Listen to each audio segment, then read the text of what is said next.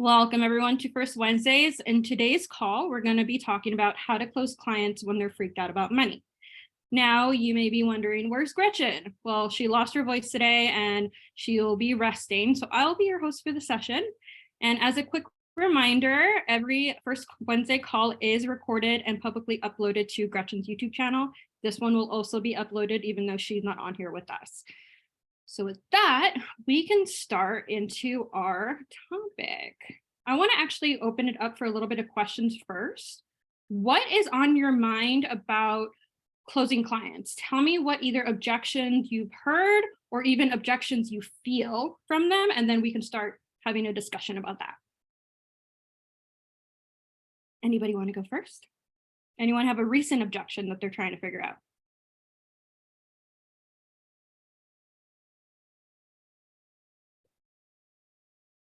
We all hear objections, so I'm sure someone's heard something. No response. No response. Oh, the ghosting. Yes, that does happen. So with people who don't respond, is that, for example, in this case, is that someone who you've already had a coaching experience with them, or you already had a consult call with them, or was it just text-based? Right. I had connection call, and after that I had a coaching, and then the dynamic was going great.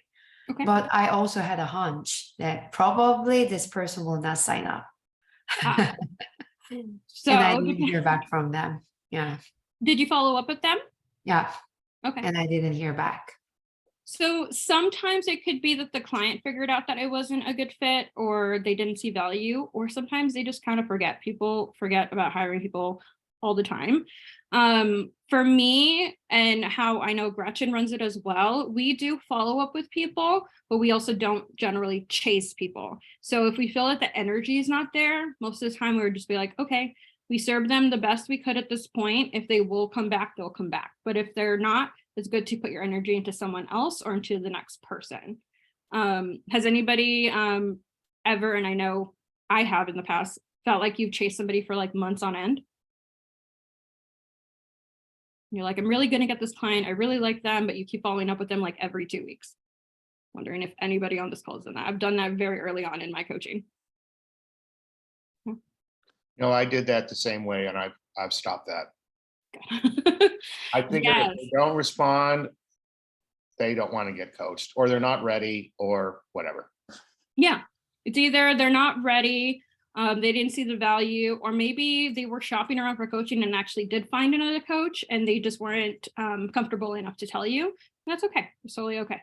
Some people come back to me months later just because their life got in the way in general, and they didn't even have me at the top of their head. Something happened in their life. Then like 3 months later, they're like, I'm so sorry, this and this happened. Can we start talking about coaching again? I'm like, yeah, sure. We'll put it back on the table. But when people are not responsive, or generally, not responding to you, ghosting you, or even getting weird after you guys had a conversation, sometimes it's best to just take it off the table, literally for your client, but also energetically for yourself.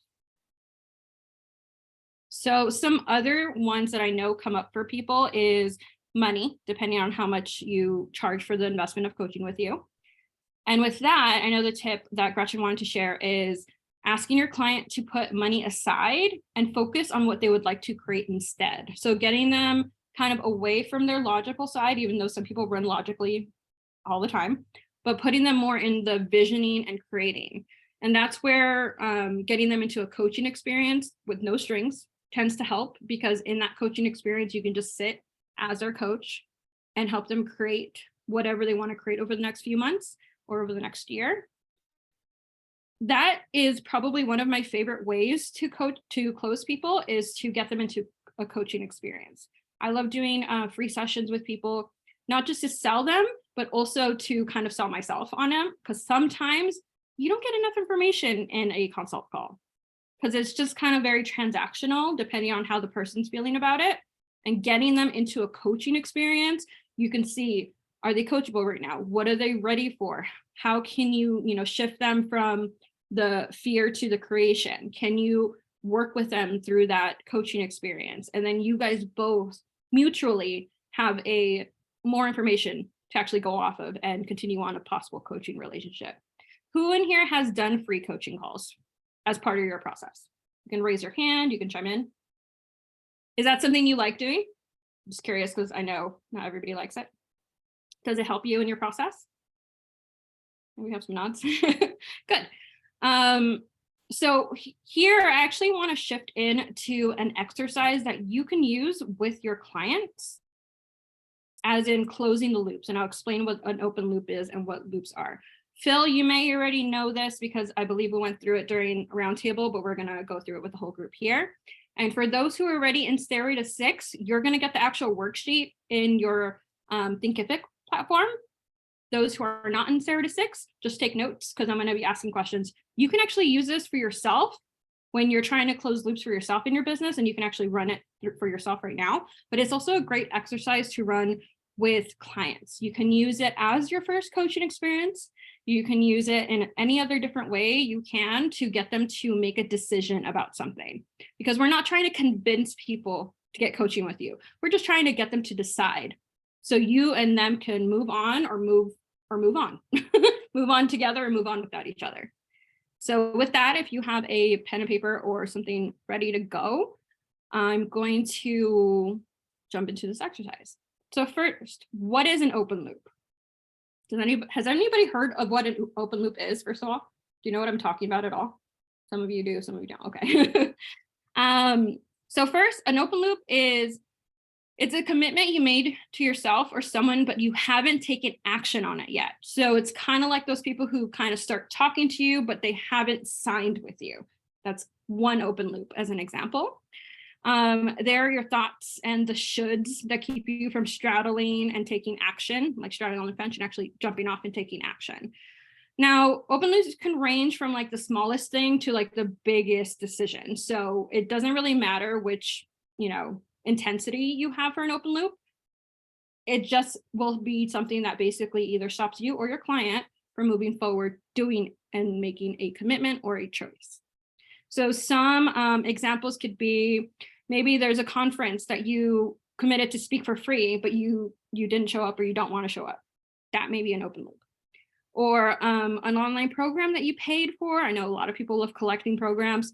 You paid for it, you invested in it, but you haven't attended any of the calls, you haven't started any of the coursework. That's an open loop.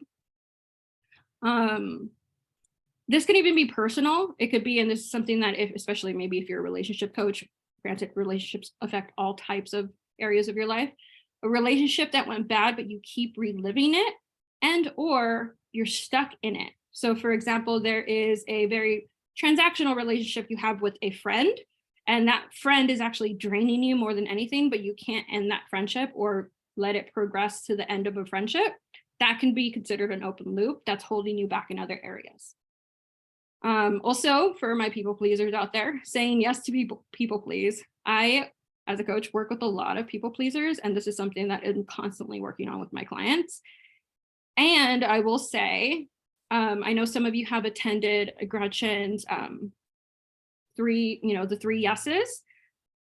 How someone gives you a false yes is a way of people pleasing. You have some people coming into because they actually need work on people pleasing. They'll say yes to you, but don't actually have a decision to make with you and then want to get off the phone, but you think it's a yes. It's because they're people pleasing you. Now, we can also be people pleased by our own clients throughout actually working with the client that's already invested with us, saying that they're going to do something, but they don't actually do it. Or that they want to do something, you guys agree to it, that's something you're going to track and measure, but they don't actually do it. That's an open loop. So you can see how open loops can affect you and your business as well as anybody you work with. And a pro tip here, open loops are also things that we are tolerating in our lives that drain your energy, as I mentioned, that relationship example, but they could include projects, habits, people, stuff, and activities. They can be pretty hard to spot because we basically become accustomed and kind of acclimated to them, that we're just tolerating them. They're just there. But those open loops really do bring you down when you're trying to reach any goals, and also your clients as well. So there's something in their way. It's kind of like seeing that roadblock, that open loop that's kind of holding them back, and seeing if you can either shift it or remove it for them so they can move forward and actually have action. So it's living in anxiety and fear instead of productivity and creation. And you want to get them more towards the creation, the visioning, that they're going to actually take action and do something. So here's the exercise. So step one, I want all of you guys to write down, you don't have to share if you don't want to, but I may call on you. Write down 3 things you really want to do in your personal life. Make one for personal and one for business. So I'll give you guys a few minutes to write a few things down. So write 3 things you really want to do in your personal life and 3 things you really want to do in your business. Can I ask a question real quick? Yeah, go right ahead. As it relates to these open loops, how do you close them if, like, let's say a client is not responding to you? You know, I've worked with mostly people that I sort of know in some professional capacity, so I haven't really had too much of that. I think I've had one where so I'm just curious if there's like a protocol or a Yes. guideline. Well, there are guidelines, not protocols. Yeah. There's different ways you can help them close it. One would be using this exercise because you're going to shift them into the visioning versus the non-logical logical side, I call it. Another thing is what we suggest is the coaching experience, because that will also help them get into the visioning. Validating them will also help as well. So if they're like, well, that's a lot of money, validate their feelings, because sometimes people don't feel they're heard or seen, and that can help them make a decision as well. I know when I was investing into something very big, I'm just like, this is a lot of money. I don't think I could do it. And she's like, okay, no, I hear you. I understand that. What can I do to help you if you really want to do this? And that was a very powerful question for me, because I said, well, I know I need cash flow. Can we brainstorm some things? And she actually helped me do that, which I really did appreciate. So finding what their open loop is about exactly, and then seeing if you can help coach them through it, if they're consenting to coaching through it, of course, and then see if they want help in that area. Because maybe they're just stuck on either they don't know how to talk to their partner about getting coaching. I know that's a big thing in the sphere of coaching, or the money, or even the time. And if it's how much time they have to invest, again, it's more like, well, I don't know where to shift my time, or maybe I don't want to do weekly sessions and you guys change it to bi-weekly. So it's kind of like creating that negotiation of mutual respect between the two of you. Does that help? Thank There's you. going to be more as we go through this exercise.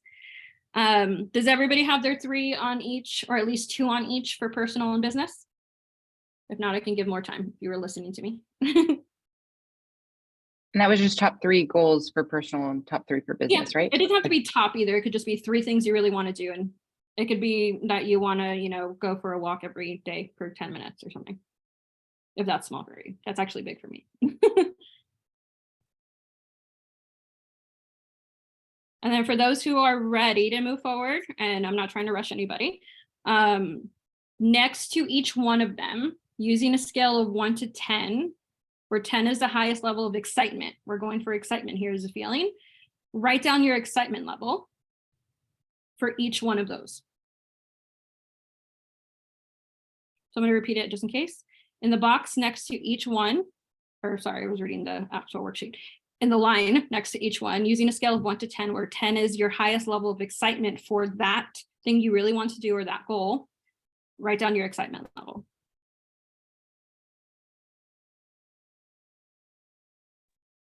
When you say excitement, I feel like I should do certain things, but I'm not like excited to do it. So that would be low on the scale. Is that what you're saying? Yeah, I would probably knock anything down maybe by a level or 2 if you feel like you should have to do it.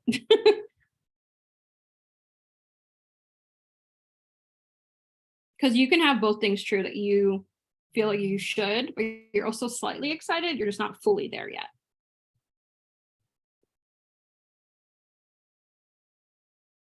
And here is where a little bit of magic happens.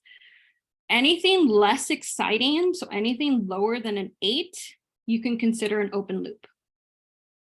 It's basically something that you may not have full motivation or excitement, in this case, to go towards, or to finish, or to accomplish, or to do. So that right there is an open loop. So this is something that you can work with your clients as well to figure out, like, you can even ask them honestly about coaching. See where they are about coaching. If they're like a 7 or a 6, that's going to be an open loop for them. And then you can dig deeper on about that. So this one's going to take a little bit more time.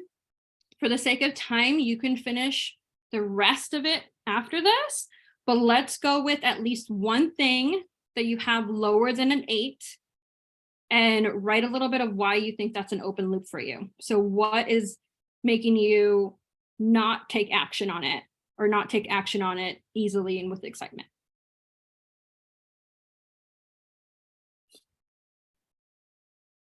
And then after the session, I recommend going through the rest of them and also writing about those as well.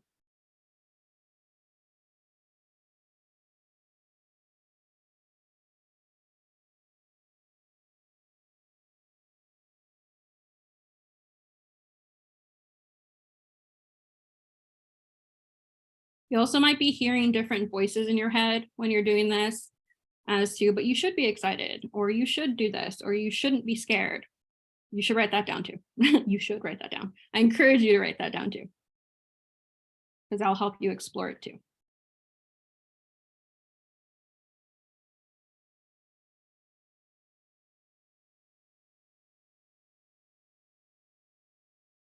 Now in step 4 is something that you can, like I said, you can use this whole thing for it. But for me, when I'm working with clients, this step also helps them start closing the loops on things, in a sense. It's picking one item on your list that you want to do, even if you're nervous about it. Say starting a podcast. That could be one thing that you have on there that you're really excited about it, but you're really nervous about it. And create just one committed action that was going to take you to create movement towards a goal. So as an example for the podcast, it could be discovering the theme of my podcast. Like that is my to-do this week, so I can actually move forward with it. Start small. So I'm not like, if you're making a podcast, I'm not asking you to record 10 episodes for your podcast. We're starting small, so we can easily climb up that mountain and close the loop. Now, how you're going to fully commit to it is how I said, like by the end of the week, is writing a completion date. So in a sense, you're kind of creating a SMART goal here.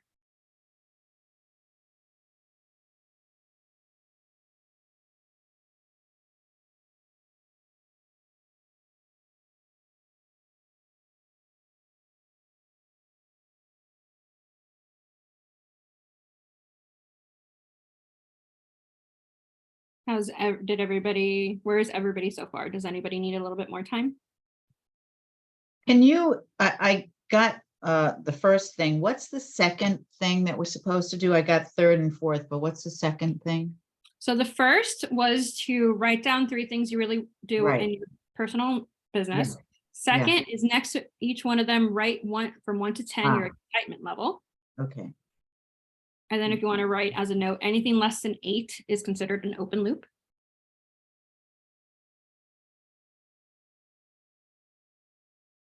I'm going to continue recapping just in case anybody else wants it.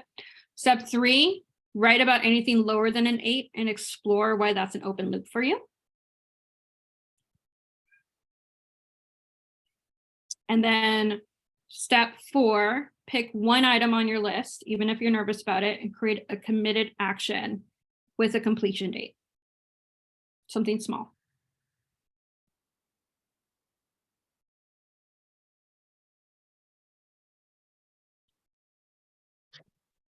Sorry, can you repeat step 4? 4 was pick one item on your list you want to do, even if you're nervous about it, and create a small committed action with a completion date. So for example, the podcast, I wanted to start a podcast. It seems like a big daunting thing. I'm nervous about it. I'm going to at least start with, what is the theme of my podcast, or the style, by Friday. Creating myself a fake goal.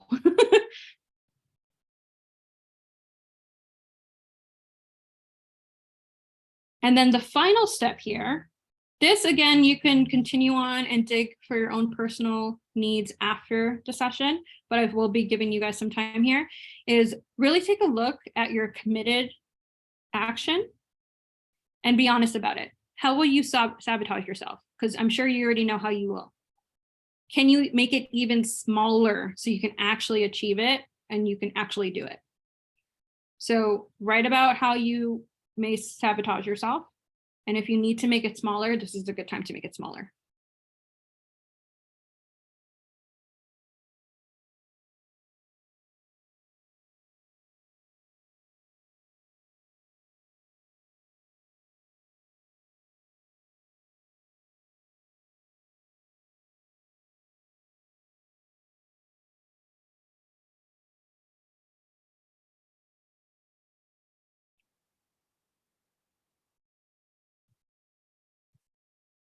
So hopefully you will see at this point that you can actually take this exercise with some of your potential clients and work through some things with them. You can even take it with your current clients. And if they want to commit to an action, that's actually a good follow-up date as well. So if I'm like your client, I say I was going to pick my podcast style by Friday, then you as my potential coach can follow up with me on Friday. And that keeps the momentum going. It could keep the communication lines going as well.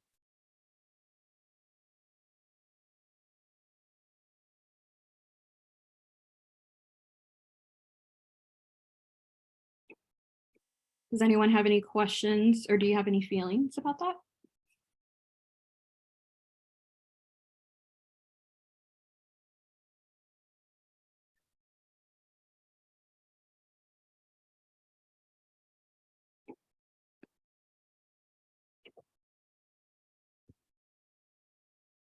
Is anyone curious of how to use it with your potential clients in a more practical way or any way like that?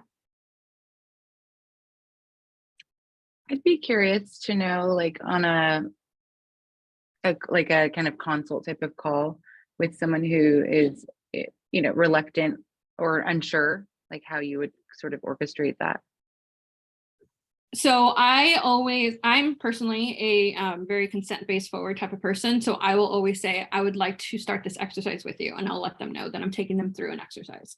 And I know Gretchen does that as well. So you can actually take them through this exercise. You can make it a little smaller, a little shorter, like I did, because the full exercise, obviously you can do this for tons of things on their list. So for them, I would have them maybe do like 2 each, or if you're just a business coach, have them focus just on business stuff, if that makes sense.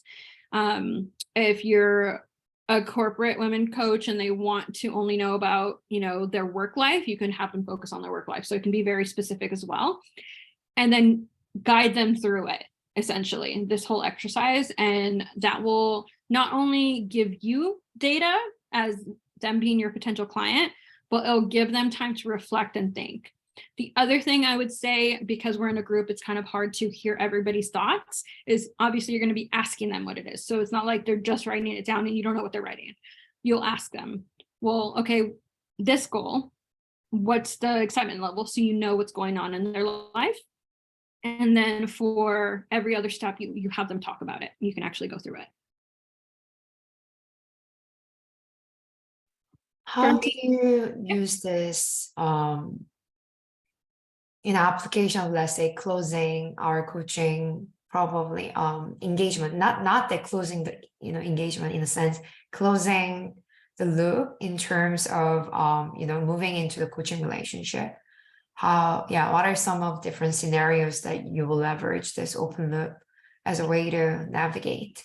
So I've used this exercise for my clients in different ways as well. One would be before they're a client, like we mentioned. You just kind of take them through this exercise if they're kind of stuck, or if they're like, I know I need coaching, but I don't their brain doesn't know exactly how much they need coaching. This will probably help them realize that. If they're already a client, you can use this during your kickoff calls, or whenever you're shifting focus or you notice that their energy starts to be a little off. You can start bringing that back in of saying, okay, well, what's going on with your life? Let's go through this and kind of repivot and renegotiate what the rest of the coaching relationship looks like. And it doesn't have to be about the coaching relationship. It could be that something externally is going on in their life that you want to make sure that you understand so you can help them move forward. So you can use this really at any point of your coaching process, from before their clients to they're completely your client. Thank you. Yeah. Did that answer your question?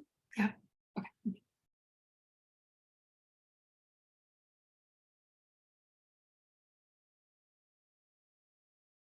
In a way, you can also put this more or less written a little bit differently as a consult questionnaire type question, or even some pre-questions if you're going to have a coaching experience with them for free.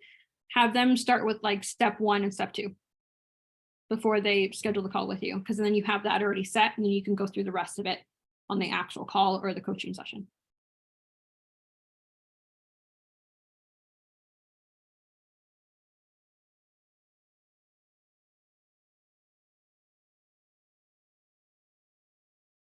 I'm curious, does anybody want to share one of their goals that they're going to try to do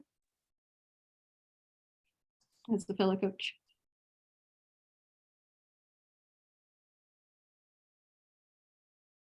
I was half joking about a fake podcasting, because I will be doing a podcast. So I kind of did it in my head while I was doing this with you guys. It's always fun to just do when you are even stuck about something. Just go through it, take yourself through it. It helps you with some clarity of like, okay, what do I need to do? Is this mountain too big and I just need to make it smaller? Am I not really excited about this? How can you close out so you can either, like I said, move forward or move on?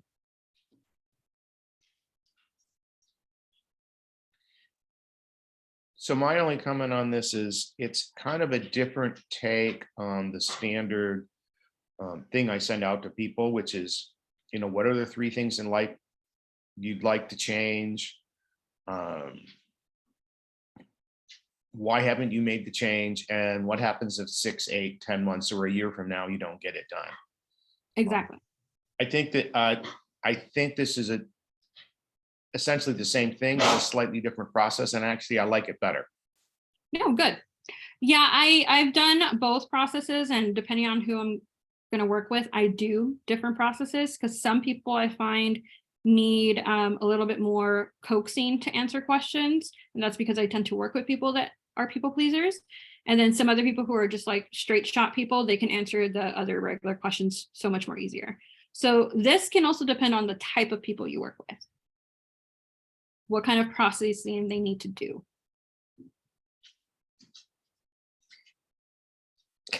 What I really love about coaching and business in general, you find what works for your people in your audience, and you can go with that. Not everything works for everybody, but not, you know, there's no correct answer really for everything, because you can take this, Mark, and yours and kind of smash it together and make your own process. I like this one. It's a little more what I think people get stuck on is what happens if I don't make this change in the next 3, 6, 12 months. Right. And this kind of this is a little more granular. Yeah. And it kind of keeps them in the present right now, so they don't feel like too anxious about the very big future that's coming up. And then like for, if you guys do like planning for future stuff, you can always add that as questions near the end. I'm like, okay, well now what do you think your life would look like in 3 to 6 months once we do everything we just talked about? That'd be a good segue into that as well. Can I ask a question? Of course. Yeah. So one of the things that's on my list is I'm about to launch my website, and so I mean that's not as exciting, but I was curious if you or the group has any guidance on, I'd like for inquiries or consult calls that will be scheduled, just to have a couple questions like ahead of time. And I mean, there are so many good questions out there, but I was just curious if you know, you have any that you feel like are really instrumental in helping to like get to the core and kind of have some meat within the consult call. So I use actually, mine is like 90% the same as Gretchen's right now. So me and Gretchen has a very, very like similar one, because it's a very general and it's very helpful in general. Like I said, you can take this questionnaire and kind of make your own as well, but you're free to copy me or Gretchen. We both don't care. So you can just go to, like, if you want to go to her website and request a consult, you can see the questions she asks and use those. Throw whichever ones you don't like, add in some that you think you need or vital for your process, and then you can continue on. Some people ask questions about like investment. Like I've seen people ask, are you ready to invest like $3,000 or whatever, you can add that if you are more transparent type with and you know your packaging straight off, or if you do more custom ones, then I would just kind of leave that off. But it just depends on that. Me and Gretchen are very much fans of requesting consults, especially once you get really, really busy, because then you can screen it before you potentially waste the time on both you and the potential client. So we have people request consults with her, and sometimes they're not a good fit, and we'll give them another option or a referral, or we just move forward and schedule them. How do you screen that?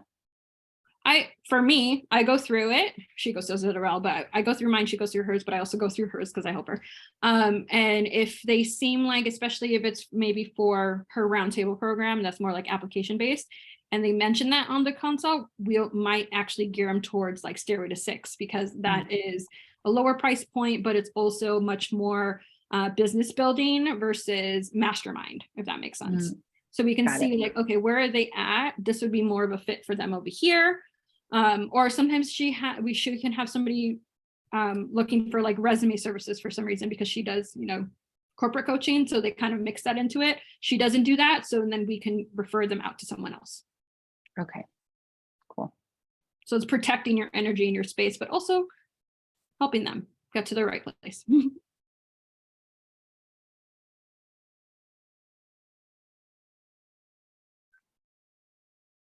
Any other questions? We could talk in general at this point about closing clients, either for your programs or for your one-on-one offers, or just general. I'm an open book, actually. I know some of you are already in Stairway to 6. So you guys excited about the first day next week? I'm super excited for it. It's gonna be an amazing day. Is there any clarity on how that day is structured? Yes, you're gonna get something soon about that. Generally 9 to 5 p.m. ish. Sometimes we end a little earlier. We're gonna have a guest speaker to talk about failure and mindfulness, and he's been doing our guest speaking for that spot for the last 3 times, and he's amazing. But we're also gonna go through your general goals for the 6 months and also for the year. We're gonna talk about goal setting. We're all gonna connect with each other. We're gonna be doing some networking, and then generally like laying out the framework for the next 6 months. Great. It's a good little kickoff for it. So everybody's in the same place for a while and you guys all get to know each other. That's great. Oh, Stephanie, I had a question for you about your questions. Yeah. So, like I have I can coach anybody on anything. Yeah. It's generic. But one of my specialties is career coaching. So I specifically look for questions around people that need to change careers or want to enhance the one that they have now, or manage their boss better. Yeah. So I would say if you have a particular specialty, make sure there's a question in there that can identify the person that needs your specific help, and that's your ringer. I love that. Thank you. That's a great point. I think where I'm at, I come from a really a corporate background, and the idea, like I can do definitely resume. I'm like career and executive coaching, and I can do resumes and cover letters. But it's not like what I love doing. So I'm still trying to figure out like how much of that scope I'd like to do versus the fun stuff for me is helping people blow shit up in their life and then redesigning it. Mark, that actually gave me an idea of this book is actually on your book list, Stephanie, how to get the most out of coaching. And this actually has a lot of either in here or also for free, I think on their website somewhere, has a lot of good like questions. And this is great for even gifting to your clients of how to get prepared for coaching. So there's also a lot of questions on there that you can use as well. Thank you. It's a pretty good book. I'll drop it in the chat in case anybody's interested. Thanks.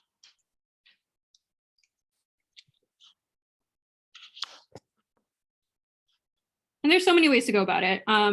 Honestly, from being a coach and being a systems person, I would say don't let it hold you back and just start with some questions. And then as you go, you're going to realize, I wish I would know this before I'd get on a call with them. Then you add that question in for the next person. For sure. Yeah. I love the motto, done better than perfect. Just go and we can continue pivoting until you define your process completely, and then we're good. And I also have, and so does Gretchen, has different applications for different offers or programs. So eventually you may want that as well. Maybe you have one that's specifically, program A that only contains this. So you only ask questions around this. And then you have program B that you need a little bit more information. So maybe it's a little longer application. Thank you.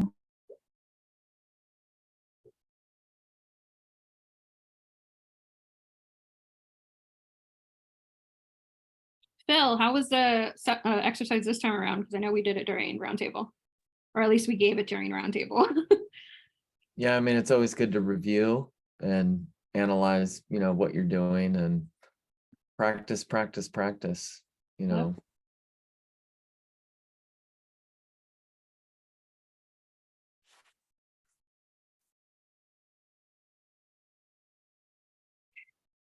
Does anyone have any other questions? We have about 20 more minutes, but we can turn this into either a little mini mastermind or a networking, anything you'd like. I think I went through that exercise a little bit faster than I thought I would.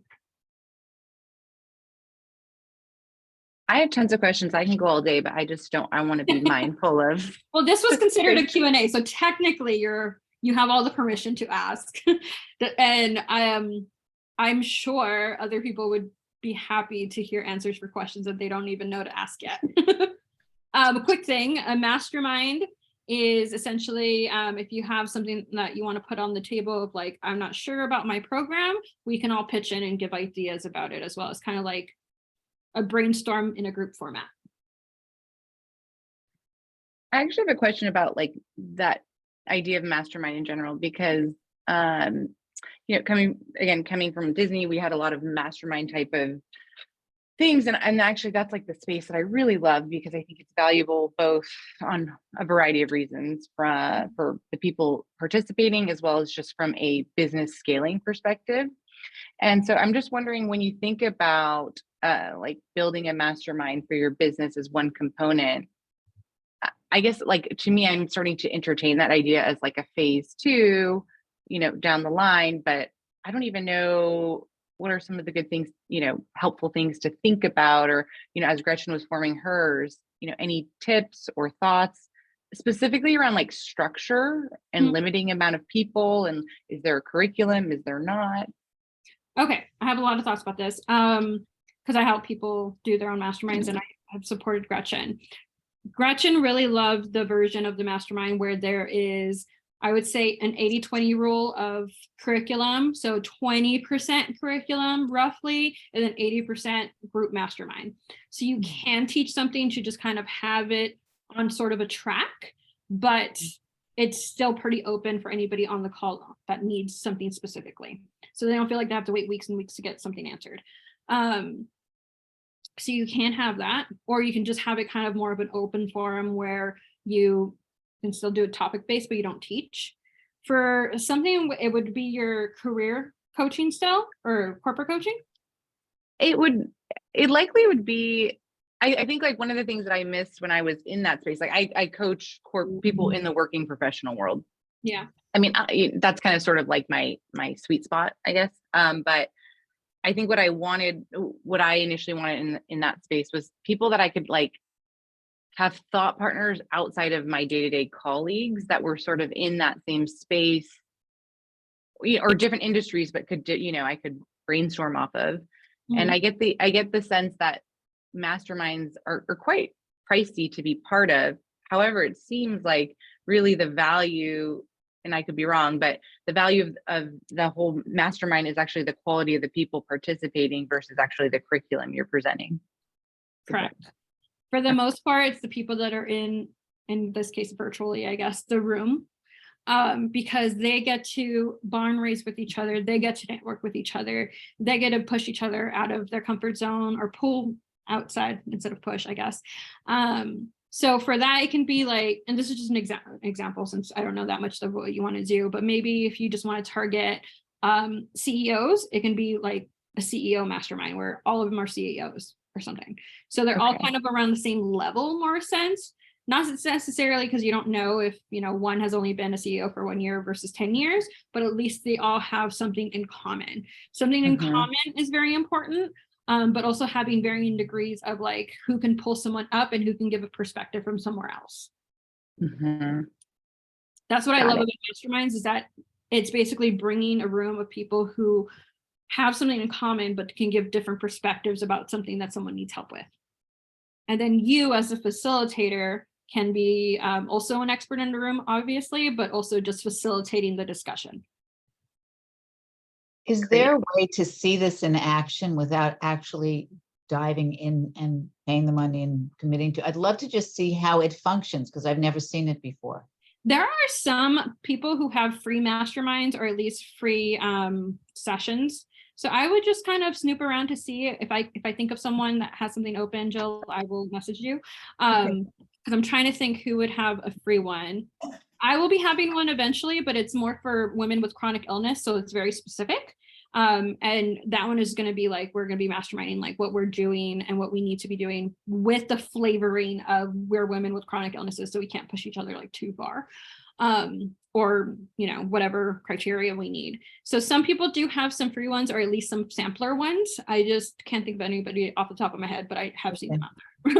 All But you right. can also always, I would say you can create your own, but you wanted to see how it was. There's some people who I just want to see what Yeah. that looks like. You want to just be like a fly on the Yeah. wall and see what that looks like. Yeah. Exactly. And I'm sure that a lot of them are confidential, so it's not something that Most you of the can just time, walk yeah. into, right? So I just didn't know if there was something out there. If I find something though, I will definitely send to you, either to be on the fly on the wall for a live thing, or if I find like a recording or something that I know I can Great. share. Okay, thank you. You're welcome. I'll write it down so I don't forget.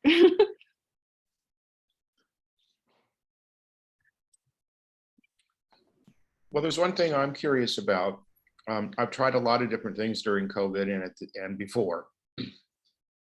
But is there anything in particular that has netted any of you potential leads or clients?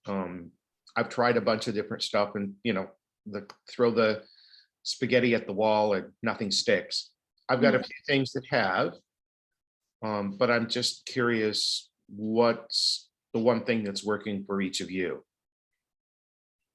I can go first. Referrals, referral partners, networking, people that even are doing the same thing I'm doing, because not everybody can be everything to someone. So for example, on my like Dubsado system setup end, I will also find other Dubsado experts, because we will be basically sharing leads to each other when we're too full. Because it's like, I don't have room, here you go. And kind of like, no offense, but tossing leads back and forth to each other. Being in the same room with other coaches helps as well. Like, I know a lot of either people in the roundtable or Sarah to Six really do get their businesses launched because of the also networking that's happening. People start referring people to each other because you tend to know each other. If you can't be in those programs like that, or like roundtables, obviously later this year, there's also like just joining other networking groups, networking in general. That's what works for me though. I'm a big referral type person. If you're looking for more of a like audience cross building, you can look into podcast guesting if you do like talking. And that's also great, because then you'll start getting a bigger audience because they'll be cross posting you as well. So those are my two top things, but I'm going to let some other people say if they have anything that truly works for them. One thing that I found the most valuable recently is I joined BNI, which is Business Networking International. Yeah. And building those relationships. And then now that the local chambers are getting up and having their mixers and networking, I know that Yeah. see some clients and leads. I'm just wondering if there's any other silver bullets or things like that. I've tried, you know, I have a presence on social media and all that kind of stuff. Are you in LA? I think you are, right? No, I'm in San Jose. Oh, you're in, Look at well, that. we're in the same time thing. Yeah. If you want, I can give you information for ICF LA, International Coaching Federation of LA. We have a lot of virtual events there as well. Yeah, the ICF in the Bay Area is kind of the. Yeah. To put it mildly. We have a lot going on in Los Angeles, and you don't have to be in Los Angeles to join. So that's a good perk. Oh, The only okay. downfall is that when we have in-person events, then you either can't join or you have to like travel. But for the most part, a lot of people are actually not in the LA area and they just attend a lot of the virtual events. Oh, nice. Okay. I guess to answer your question, Mark, it's oftentimes, so I've gotten leads through like my MBA network, through just like catching up with friends in my MBA network who then have like referred me on to other people just by hearing what I'm doing.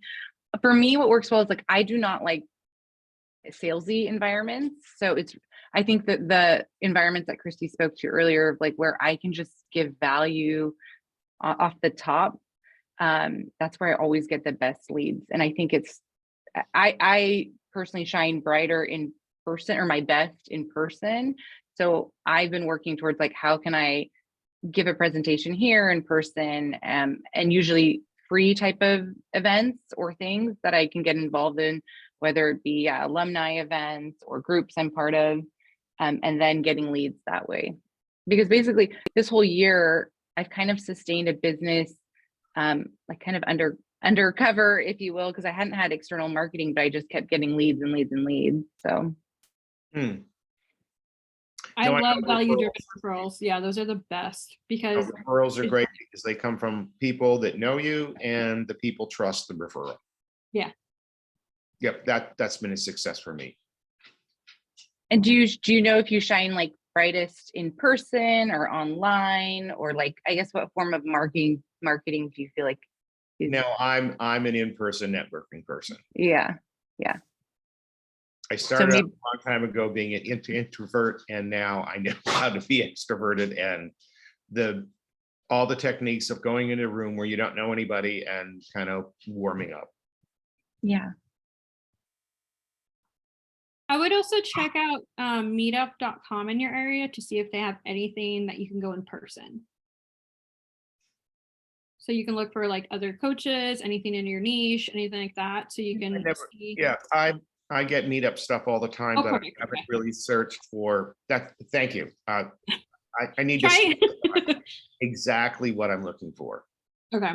There's other ones too. What's another one? I know there's like virtual like Veets and some other stuff like that are Or Eventbrite. Eventbrite might have some things as well. Some are free, some you may have to pay.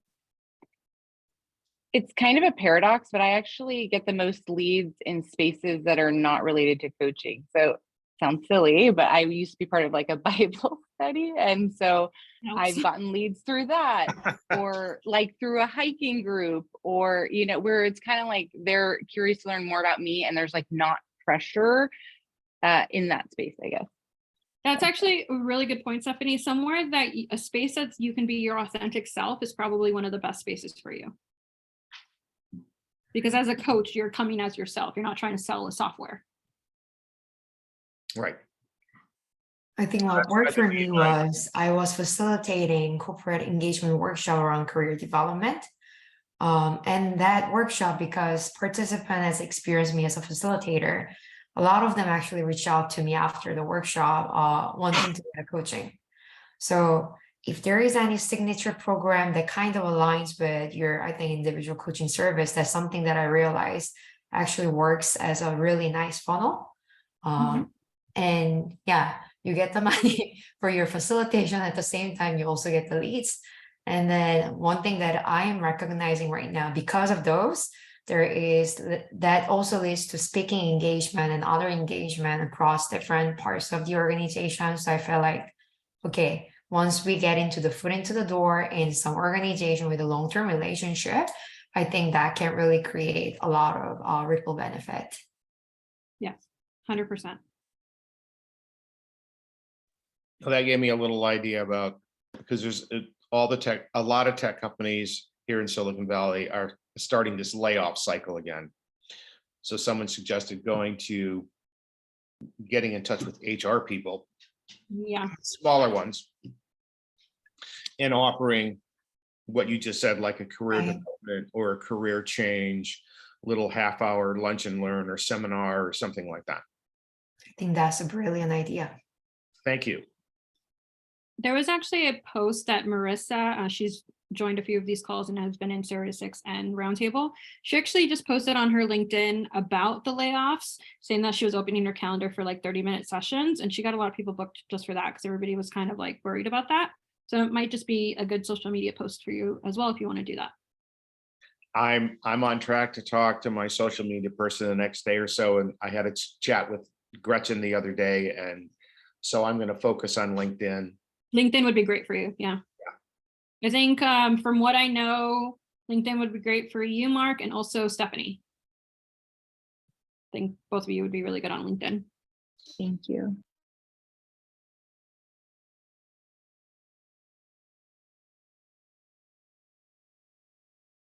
Any other questions? I didn't want to cut someone off.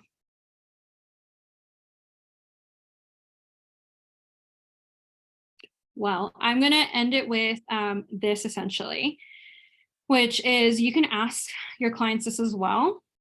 If this is your style and you like it, I do actually like asking this for some of my offers, is what is one result you would like to create in the next 6 months that would give you more than your money's worth? And what if we can handle that right now? That's something you can ask either during your consult call, during a coaching experience, anything like that, because you get the juices kind of flowing and you can kind of help them settle that anxiety or whatever feelings they happen to be feeling around money in general. Can you repeat that? I'm posting it in the chat too, just in case. Oh, okay, great. What is one result that you would like to create in, oh, there's a typo there, in the next 6 months that would give you more than your money's worth? What if we can handle it right now?